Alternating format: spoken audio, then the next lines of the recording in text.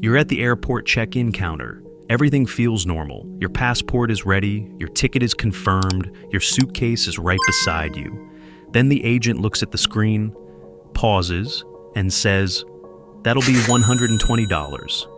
You don't react immediately because your brain is trying to process what just happened.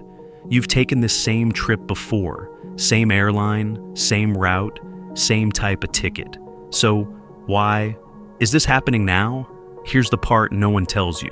Airlines didn't suddenly raise prices. They changed the rules, quietly. No announcements, no big warnings, just small changes that now cost travelers hundreds of dollars every single day. And the worst part? Most people only realize it when it's already too late, standing at the counter, with no options left.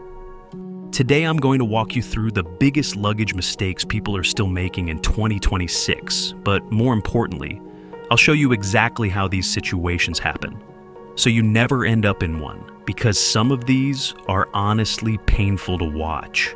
Let me tell you a quick story. A traveler, first international trip in years. She planned everything perfectly, checked her passport multiple times, arrived early, even weighed her suitcase at home. She thought she was fully prepared, but there was one thing she didn't check: her baggage allowance. She assumed, like most people do, that international flights include one free checked bag. And to be fair, for years they did. So when the agent told her, "Your ticket doesn't include a bag," she thought it was a mistake. She even pulled out her phone to double check. Same result, no baggage included. Now, here's where it gets worse. She had no choice. She paid $40 for the bag, but that was just one direction. On her return flight, another $40. $80 total for something she thought was already included. And this is happening to thousands of people every day now, because free checked bags are disappearing. Airlines realize something very simple. If they remove baggage from the ticket, they can advertise cheaper prices and then charge you later. And most people won't notice until they're already at the airport. Now here's something even more frustrating. The price of your bag depends on when you pay. If you pay while booking, it's cheaper. If you wait a few days, it goes up. If you wait until the airport, that's when it's the highest. And at that moment, you're stuck, because you can't just leave your suitcase behind. Now, here's where things get even more strategic. During booking, airlines show you something called a bundle. It sounds helpful, it looks clean, it promises a better experience. You get a checked bag, seat selection, priority boarding, all in one package. And for a moment, it feels like the smart choice. But here's what's actually happening. You're being upsold, because most people don't need all of that. They just need the bag. But the system is designed to push you toward the bundle, because when you're booking a flight, you're not analyzing every detail. You're moving fast. You just want to finish. And that's when people overspend without realizing it. I've personally seen someone pay nearly double just because they clicked the bundle without thinking. So here's a simple habit that can save you money every single time. Pause, skip the bundle, and manually add only what you actually need. Now imagine this. You arrive at the airport, you look ahead, and see a long line, people everywhere, suitcases stacked, everyone waiting to check in their bags. So naturally, you join the line, because that's what everyone else is doing. 10 minutes pass, then 20, then 30, and now you're checking the time, getting slightly nervous. But here's the crazy part. You might not have needed to stand there at all. Most airports today have self-service systems. You check in on your phone, you scan your passport, print your tag, drop your bag. Done. Sometimes in under a minute. But people don't use it, not because it's complicated, but because it feels unfamiliar, so they default to the line. And here's where this becomes a real problem. If you're running late, that line can cost you your flight. And that happens more often than you think. Now let's talk about one of the strictest rules in air travel. And this one catches people off guard all the time. Baggage cutoff time. This is not flexible. It's not negotiable.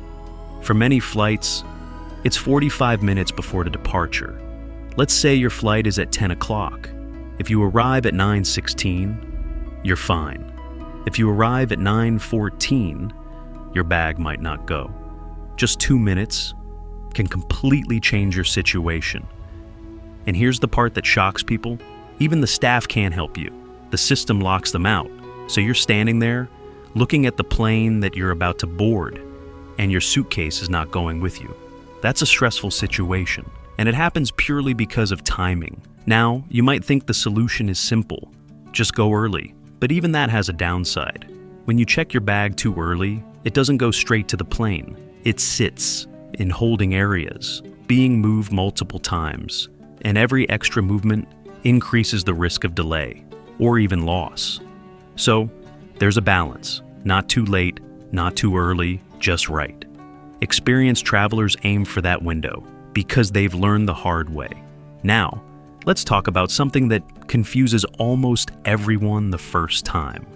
International connections. You land in another country, you have a connecting flight, and naturally, you assume your bag is going straight through. But in many cases, it's not. You have to. Pick it up, carry it through customs, then check it again. And if you don't know this, you walk straight to your next gate, thinking everything is fine, until you arrive at your destination and your bag never shows up. Now you're in a new country with no clothes, no essentials, and a very stressful situation, all because of one missed step. So, always ask this: do I need to collect my bag during my connection? That one question can save your entire trip. Now, let's talk about your suitcase itself, because this is something people underestimate. A suitcase might look strong, it might feel solid, but airports are not gentle environments. Bags are dropped, thrown, stacked under pressure, moved rapidly, again and again. And cheap suitcases don't survive that. Wheels break, zippers fail, shells crack, and when that happens, everything inside is exposed. I once saw someone pick up their suitcase, and the entire side was split open, clothes visible, items missing, trip ruined, all because of a weak suitcase. So, this is one place where saving money can cost you much more later. Now here's one of the most common mistakes, and honestly, one of the most painful. Overpacking. It starts small. You add one extra item, then another, then you think, I might need this too. Before you know it, your suitcase is completely full.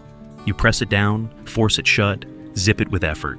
But inside, everything is under pressure. Now imagine that suitcase being thrown, stacked, and moved repeatedly.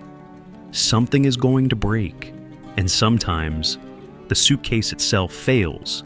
Then there's weight limits. Go over the limit, and you're paying heavy fees. Sometimes $100, sometimes $200. And if it's too heavy, they might not accept it at all. Now you're at the airport, opening your suitcase, trying to remove items, with people watching. Not a great situation. Now, let's talk about something people ignore until they land.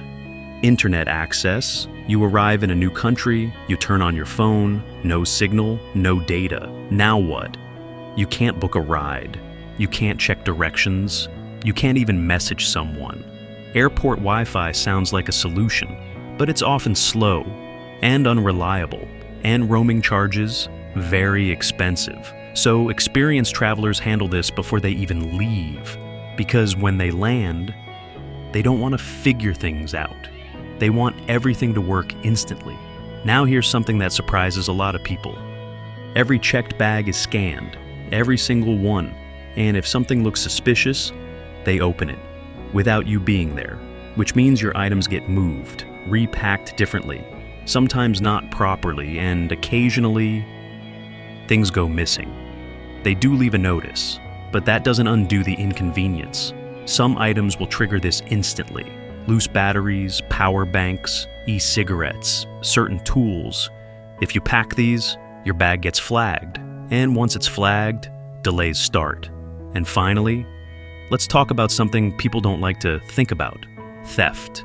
Once your bag is checked in, it goes through multiple hands. Most people are honest, but not everyone. So if you pack valuables inside, you are taking a risk. That's why experienced travelers keep valuables with them, in their carry-on. They lock their bags. And sometimes, they even track them. At the end of the day, travel hasn't become harder. It's just become more complicated. The rules changed, quietly. And the people who don't know them are the ones paying for it. So, before your next flight, make sure you are prepared. Because one small mistake can turn a smooth trip into a stressful one.